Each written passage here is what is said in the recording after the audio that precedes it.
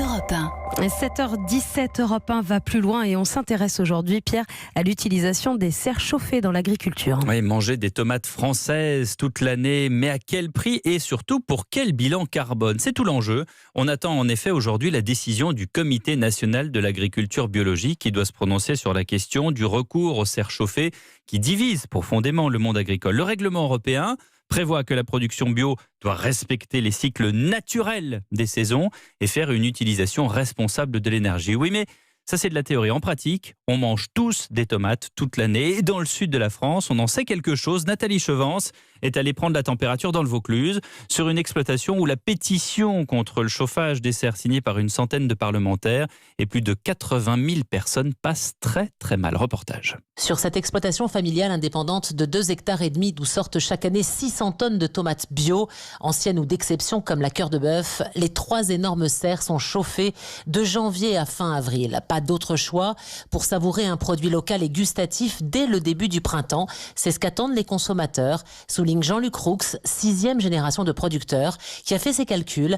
Le bilan carbone n'est pas plus élevé par rapport à une tomate importée. Je ressens beaucoup d'amertume, on marche sur la tête. Si demain, on ne peut plus chauffer les serres, ça veut dire qu'au mois de mai et au mois d'avril, le consommateur aura pour seul choix de consommer de la tomate espagnole, extrêmement moins qualitative que celle que l'on produit. Loin de là, notre objectif de produire de la tomate en hiver. Cette année, on a commencé à produire notre tomate au 19 mars. Si on chauffe 100% de notre production avec la biomasse, on est à 490 grammes de CO2 par kilo de tomate produit. Une tomate qui vient d'Almérie, compte tenu de son bilan carbone de production, plus du transport, à une poupouille près, on est au même niveau. Car ici, sur l'exploitation, la famille a investi depuis des années dans une chaudière biomasse qui fonctionne au bois. Elle produit de la chaleur grâce à de l'eau qui passe dans un réseau de 25 km de tuyaux posés au pied des plants de tomates pour réchauffer l'atmosphère. Il faut imaginer un système de chauffage central où vous remplacez dans la serre le radiateur que vous avez dans votre chambre. Dans la serre, c'est les tuyaux d'eau chaude. Et ça pollue pas? Ça a un facteur d'émission de gaz à effet de serre qui est 10 fois moindre que le gaz naturel qui lui-même a un facteur d'émission plus faible que le gasoil, le charbon, etc., etc. Arrêtons cette politique agricole punitive et faisons confiance aux paysans français pour respecter la planète et grandir vers un projet qui soit un projet vertueux. Mais ici, pas de plan B en cas d'interdiction de chauffer les serres. Les producteurs bio affirment ne pas dormir tranquille. Cavaillon, Nathalie Chevance, Europe 1. Bonjour Caroline Faraldo. Bonjour. Merci d'être avec nous de bon matin. Vous êtes responsable agriculture et alimentation à la Fondation Nicolas Hulot. Qu'est-ce que vous répondez à cet agriculteur de Cavaillon ? Je voudrais peut-être remettre les chiffres en place. C'est vrai qu'on a une étude de l'ADEME qui date de juin 2016 justement, qui dit que non, la production locale sous serre chauffée n'est pas meilleure pour le climat que celle de saison en provenance de l'Espagne.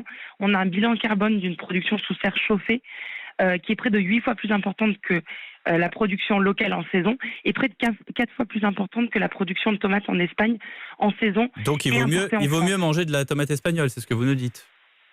Pardon ? Non. Ce que je suis en train de dire, c'est que la production locale sous serre chauffée, Oui. Elle est plus émettrice que la production de tomates en Espagne en saison. En comptant le bilan carbone, le fait qu'on prend des camions pour transporter les tomates, etc. C'était l'étude Foodgest de l'ADEME de juin 2016. Mais en attendant, c'était en 2016 et là on est en 2019 et cet agriculteur, vous l'avez entendu, il a une chaudière à la biomasse, il fait des efforts, il utilise le gaz naturel, peut-être que ça a changé entre-temps. Oui, alors ce qu'il faut voir aussi au-delà des questions énergie, c'est peut-être ce que pose finalement la question des serres chauffées sur la question de la résilience des fermes. C'est-à-dire que si on chauffe une serre, ça a un coût. On peut dépenser jusqu'à 200 000 tonnes de fioul par hectare, par exemple.